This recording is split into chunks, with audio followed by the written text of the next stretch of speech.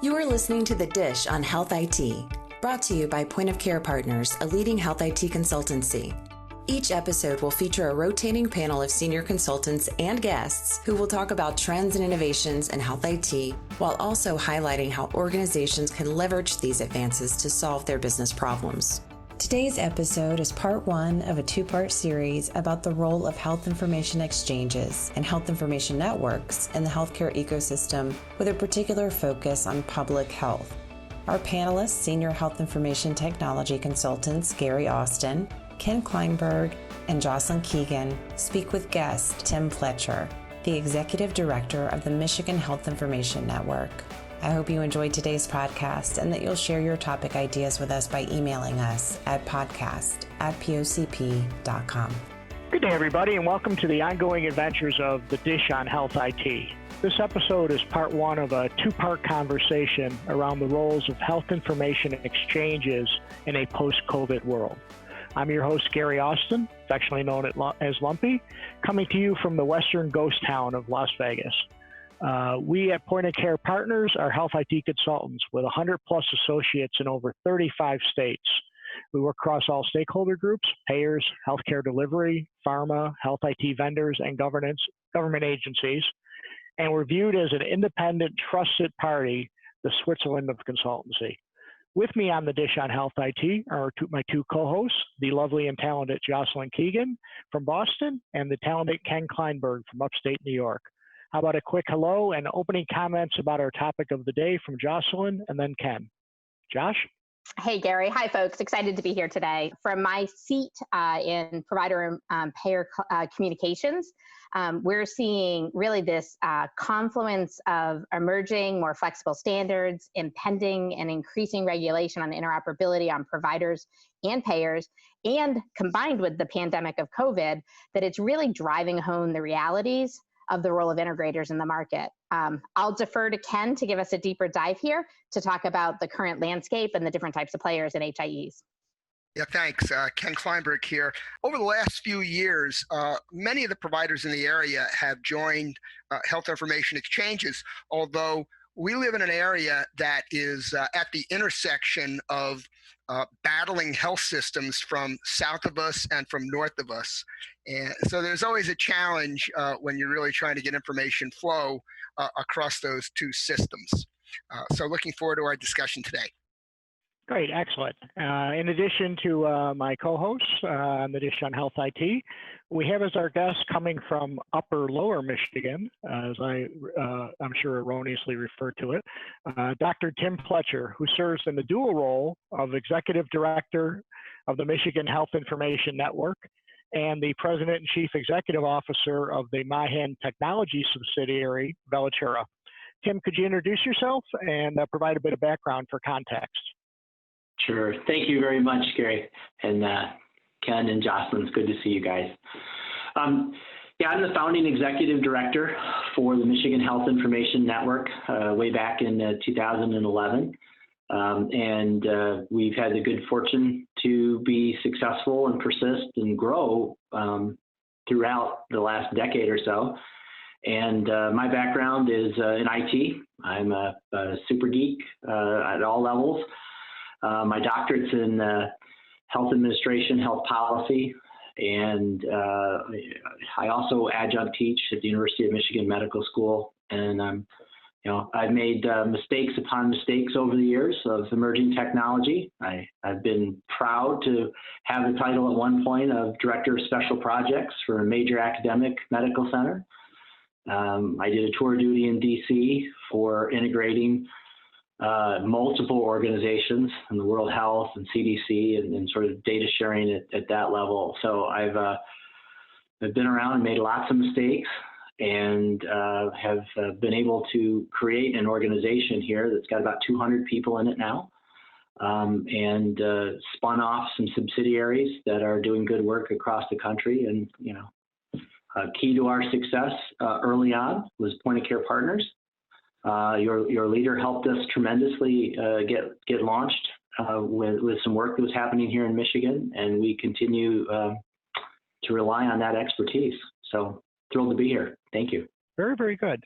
So Ken, I want to start with, for our listeners who don't know a lot about HIEs or maybe know a little bit but want to get a little bit sharper on it, can you give us a little bit of historical perspective on the HIEs, sort of where they came from and how they've evolved and whatnot, just to set the stage for our discussion today? Yeah, thanks. Sure, Gary. So, health information exchanges, or HIEs, and I'm talking about the noun here, not the verb, are organizations, and they connect providers, especially hospitals and doctors' practices, as well as labs, payers, and other healthcare stakeholders within a region or a state with the intent of improving information flow. There were hundreds of these HIEs that were spawned, many with government funding, back when Meaningful Use was first launched about a decade ago. And this is in addition to the health information networks that many health systems were also putting in place to connect to their own and affiliated entities.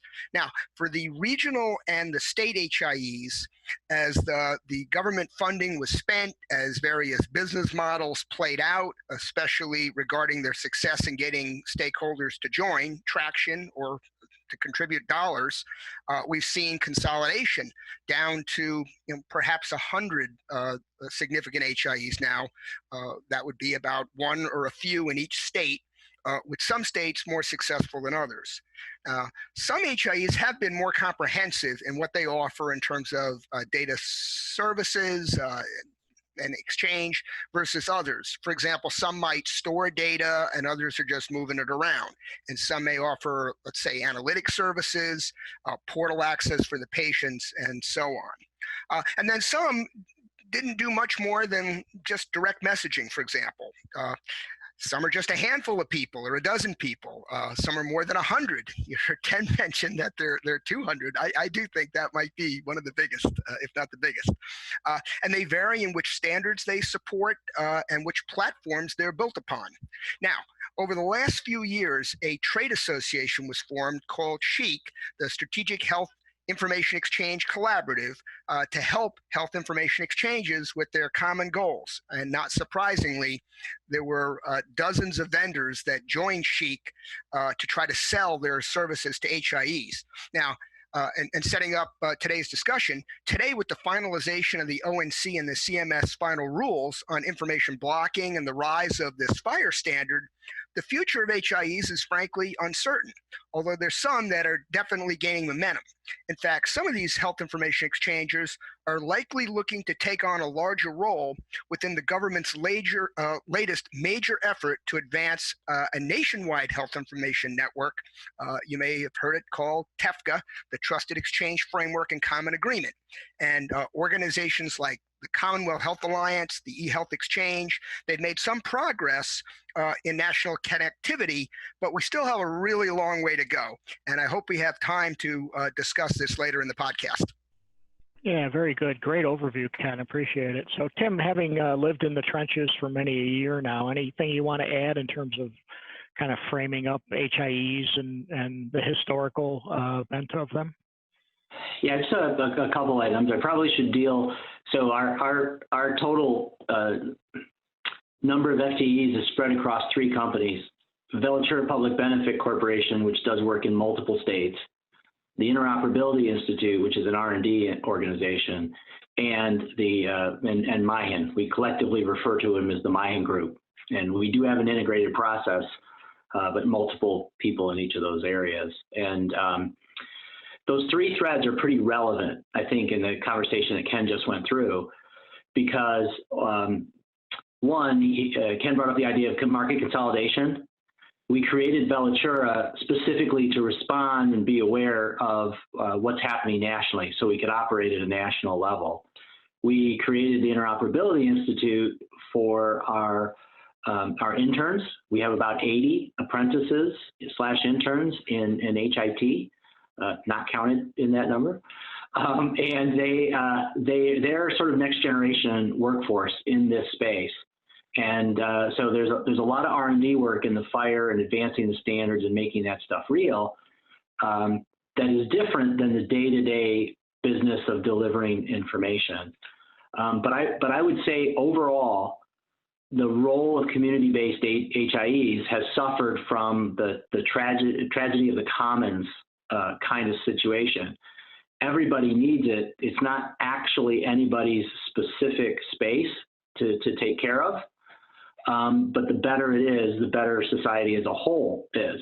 And if we've seen anything, it's in this COVID crisis.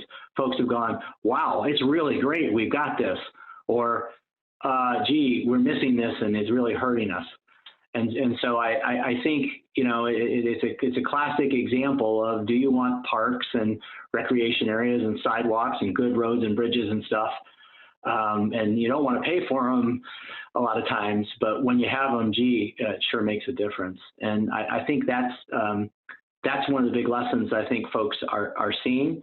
The second piece is that a lot of the funding that came for HIEs and created these organizations like mine, many of whom are not around, were basically done at a time before there were EHRs. So concurrent with bringing out, hey, you should go do meaningful use and get an EHR, here's $37 million. We spent at the same time and put the same request out there to say, hey, go build an HIE and connect to, oh wait, the EHRs aren't there yet. So one of the big things that was a big negative, great for stimulus, great for, hey, go forward and do good, was that a lot of these HIEs got ramped up about 3 or 4 years really before we needed them. Yeah. And so if they were to show up right now, wow, everybody would be really excited about sort of the launch and the connectivity and creating the infrastructure, et cetera, except right now they sort of spent a lot of money and the EHRs weren't ready. They didn't have the standards, they didn't support the standards. They barely have them turned on and working inside the hospitals, or didn't even have them at all. So, that's really been the biggest problem, tragedy of the commons, and, coming a little bit too soon. Got it. Interesting how you think about that. I like that. Yeah, the EMRs have lagged for the most part, not all of them, but most of them have lagged in terms of interoperability, right? And they saw it as more captive data, aside from the business model and whatnot. When you talk to your constituents, do you talk about sort of this public good model? Is that the way you frame up the value proposition for you guys, or do you talk about a shared infrastructure sort of model, or how do you? I mean, of course we do, but the reality is the shared good doesn't get people to open their wallet, and so we have a philosophy that people only pay for value. So you have to articulate the value. We have something we call the use case factory. So we don't say join the club, send money to the HIE. We say here's a use case that creates value. Let's drive it to mass adoption. And then the other piece that we say is the same use case that the government, the local community, patients, and even maybe health plans are excited about is a revenue loss for a hospital or a revenue loss for a doctor, the combination of workflow and additional costs. And nobody wants to talk about that. In the early HIEs, people said, hey, you guys got to have sustainable business models and all that. And so imagine your key customer, hi hospital, I'm here to sell you my product. You should spend millions of dollars with me. Oh yeah, you're probably going to lose some readmission revenue. Yeah, that's 14%. But here, sign here to sign up and be wildly enthusiastic about sharing data. Instead, we from the get-go acknowledged that. We said, this is work for doctors. They may lose revenue at the best, but it certainly is a disruption to their workflow. Who wins? Who really wins here? Well, the government wins for a variety of reasons. One, they're a giant payer, and two, they have a lot of unfunded mandates that they want done from a public health perspective.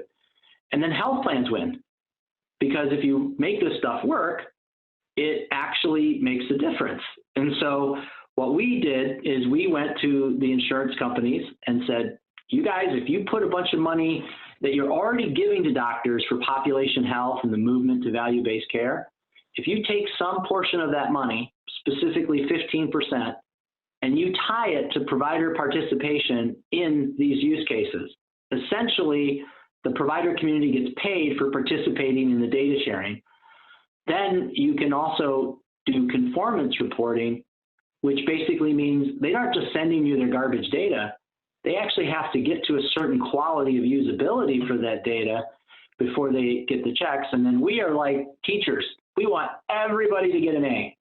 We take your report card, we send it back home to the payers, and they decide whether you get your allowance or not. And we have found a very successful model. Now we're at a point where, we have all the payers in our network. We have all the hospitals in our network. Hospitals are paying, doctors are paying a very modest amount, the government's paying, and the payers are paying.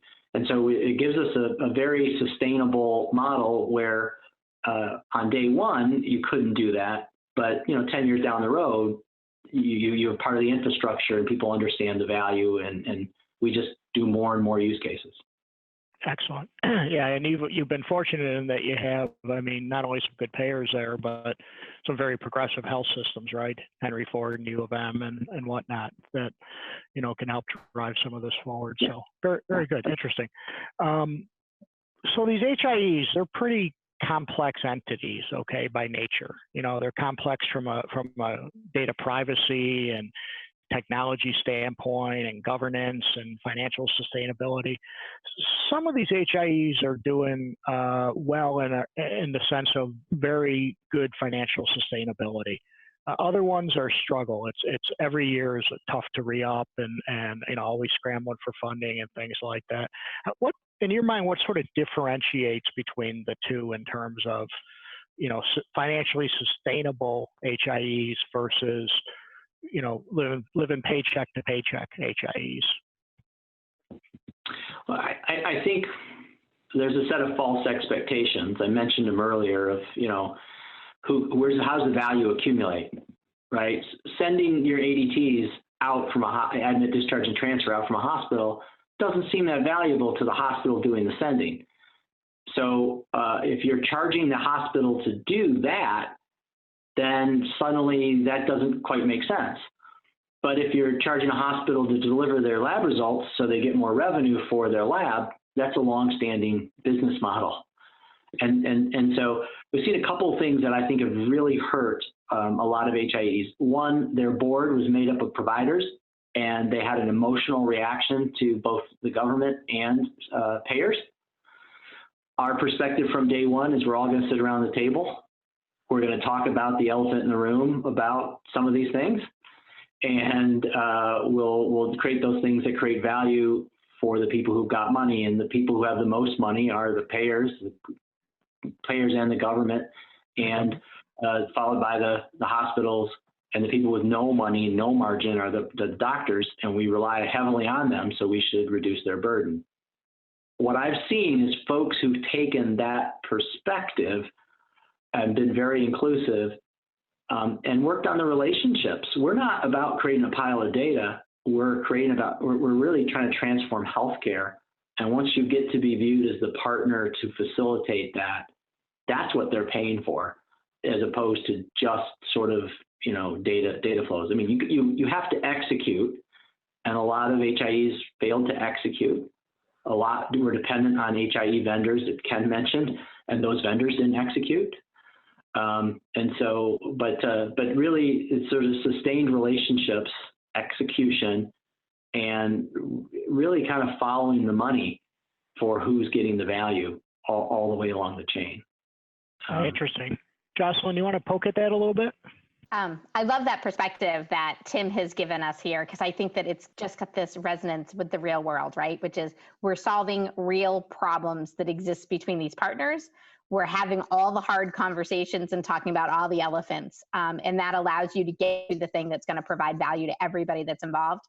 I have sort of a different perspective, and I think part of it is because I came into healthcare around the time period where the initial HIEs were falling apart. And I worked in a different industry in the 90s where we did this API thing a long time ago.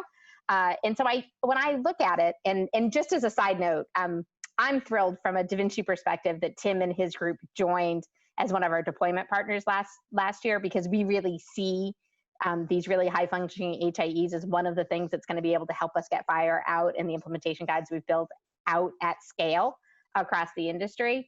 But I guess I think of it as, this ability for the HIEs to now be able to leverage the fact that we are getting to, I think, better high quality types of standards and standards-based workflows because of FHIR. And so I almost see in some cases where maybe people that have been off mark or have had those challenges in their business model to date, the opportunity to be able to sort of reinvent themselves in a world where FHIR exists and these standard-based IGs exist. Because Tim got to where he was because he was in a really high trust relationship with all of the partners that were willing to do the custom integrations or the less than perfect work of the sort of big bucket standards, as opposed to sort of fine-tuned, fit for purpose, sort of resource-based standards. And that was no easy feat by any means. And so I think that as we move forward with more flexible API standards, I see that there's really, the ability to take advantage of, fielded codifiable exchange tools to get things into real production environments. The ability to take out sort of all the custom code or the massive configuration that needed to happen across all these environments. I think acted as a burden and as a suppressant to an HIE being able to be successful, even if they had the business model stuff straight, especially in markets where there was a lot more diversity, I guess, in sort of the stakeholders, where there, might have been 2 or 3 players that wanted to own the HIE in their space, or, to Ken's description, as HIEs are, sort of bumping up against each other in sort of bigger markets. I think we see with, Michigan and our friends in Utah and San Diego, where you could get people to work collaboratively and really focus on the business problem, you could get to a solution. But I think as we get to better uniformity of standards and better tools, then it should lower the playing field and allow other people to successfully be able to stand up an HIE in their market. And we'll talk about the rules in a little bit, but I think that, basically it will allow the conversation to focus on the elephant issues and not on just the standards and the tracks that everybody needs to be on to actually be able to share data. Yeah, good perspective. So I want to just continue down this financial model thread for a second here, and then we'll kind of talk a little bit about the rules impact and things like that too.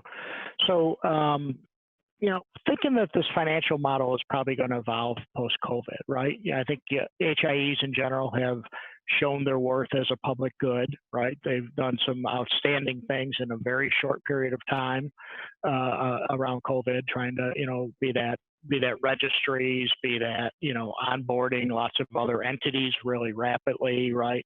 A whole bunch of other things coming down the pipe there. It seems like the government is likely going to direct some more resources, financial resources their way, whether it's CDC or state governments or CMS-ONC or whatnot out there, right? So Tim, from where you sit, do you see an increased level of funding, public funding coming down the pipe out of this, or do you think it'll kind of stall out afterwards, or where's your head at around this? Well, we've spent an awful lot of money and are spending a lot of money as a country right now. Yeah, right. And so there's a lot of people with their hand out. And so I think, and in need. So I think we will see more funding come through, but a lot of the funding that comes through state government comes through state Medicaid. All of that funding typically requires a 10% match from like a general fund. The general funds are broken. They have no more money. And right, so I think at a federal level, we're likely to need something else to help states create infrastructure. If you looked at a lot of the reporting requirements that happen nationwide, there's a lot of confusion, a lot of duplication of effort, but shocking amounts of manual work that did not need to occur. Right.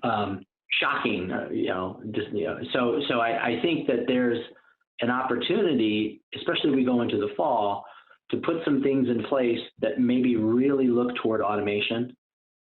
And, I think if but I haven't seen those buckets show up to say, this is what we want to automate. And so I don't know to what degree that will happen. We, from some of the funding we have from the state, actually had like $4 million cut because the state couldn't find its match because of the harm to general fund. There's a lot of work that we're doing that maybe will be paid for, maybe or not. We're mission-based. It's the right thing for us to do. But eventually that runs out. But I think it should happen, but how it will happen is not exactly clear yet. And the flip side, we're being asked to say, what can you do to help us go back to work by employers? And so, to the degree that we are rolling out services to actual employers, that's a whole new market. So maybe there'll be new revenue streams that come along from that, and we're prepared to take advantage of them. And the other thing that we rolled out during the COVID crisis, we get ahead of our conversation, but is telehealth program. We're basically fielding a whole bunch of telehealth tools, reselling them and putting them in the hands of folks. So maybe it's just new revenue streams in addition to additional funding. But I think there's some very broken infrastructure at the state and federal level that we all could help with if the funding gets aligned properly. But the tendency is to sort of want to give it to one big contractor because you don't have to go out to RFP because they're already under contract for something. Right. Yeah, I was thinking that you're kind of sitting on a horrible double-edged sword here, right? In that Michigan was as hit, probably after New York, hit about as hard as anybody in the country. And so you've got that situation. And then on top of that, your general funds are depleted, as they are in many states, especially in urban states and things like that and stuff. So it'll be interesting to see how it played out. Josh, you have some thoughts on that? I do. And I think that the call out to the funding, I think, is so incredibly important. And again, I'm sort of putting my Board of Selectmen hat on, right? I get to do this for a little bit extra time because our elections got delayed, this role in my own community. And we literally ripped up our 2021 budget and are in the process of writing it. We run a June fiscal year in my little municipality, as do the other 300 communities in Massachusetts. And literally, we are trying to put the floor in place as low as possible on funds because 25% unemployment is the current state of reality in Massachusetts, right? And that changes all of your state level funding, period. But I would take maybe a slightly different slant, and maybe it's because I see the commercial side as well. Because I feel like what COVID has done, and we were talking about this with the Da Vinci Clinical Advisory Council chairs the other day, I feel like it really holds up to light, I think, already truths that we were grappling with the industry around how disconnected this is and how much waste there is. To sort of reframe, I think Tim's point about, the payers benefit at the end of the day, and they're the ones that are going to save the most money if we figure out how to make these workflows work correctly. I mean, at the end of the day, the person that benefits the most is the patient that gets better care because their doctor has the right information and is doing the right stuff, and we're getting the people that we most need to see into the office, right? So making data liquid is incredibly important. And I guess when I think about sort of coming out of this, I actually see places where it's giving energy to projects that were already underway, or more attention to how important it is for people to start to really execute on their fire strategies. And that's, around the work that we're doing, Tim and I are doing today with Da Vinci, the outpouring of people interested with the rules dropping, the final rules dropping, and just sort of a push of I would say an explosion of vendors and organizations that are trying to come up with ways to make that very manual data that we're pushing around about patients in COVID more automated, I think is a great example of sort of the Band-Aid ripping off that's happening. And so when I was talking about this recently with my colleagues, what we talked about is, if what we get out of this is that people stood their first fire server up, or that they got through all the red tape that stopped them from doing digital data exchange via API versus an Excel file being perfectly fine because, an API was going to be a security risk versus the actual Excel file that gets emailed around or FTP'd around. I think that that's a win for all of us. And I guess to me, there's almost like an awareness of people at the senior level of organizations understanding the amount of waste in the manual workflows that actually happen in their organization on a day-to-day basis, whether it's people on the payer side, the EHR side, or at the provider organizations, understanding as part of cancer care how much time people are wasting doing a prior authorization. So I think, to me, if it makes people rethink the priority of doing the IT project and thinking more in terms of how are they transforming their businesses to be virtualized, I think that we should see some things take a hit and get delayed and not get done, but I see sort of a more intrinsic interest. And I feel like it's not so much COVID, it's more rules plus COVID together that is going to help accelerate, I think, the shift to APIs that needs to happen in the industry. This closes out the first part of our conversation with Tim Pletcher, the Executive Director of MiHIN. Join us in 2 weeks for part 2 of the conversation. Be sure to subscribe to us at whatever podcast carrier you use, Apple, Spotify, Google, or whatever. If you have any speaker thoughts or if you have any comments or suggestions on this podcast, email us at podcast@pocp.com. Goodbye for now, and remember, health IT is a dish best served hot. Good day, everyone. Thank you for listening. If your organization needs help understanding and planning for the Trusted Exchange Framework and Common Agreement, or TEFCA, reach out to us at info@pocp.com.